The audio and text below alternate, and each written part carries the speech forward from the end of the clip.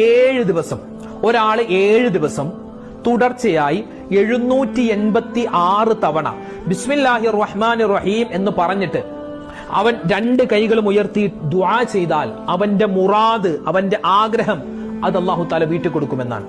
2 റക്അത്ത് നല്ലപോലെ വുളു എടുക്കുക.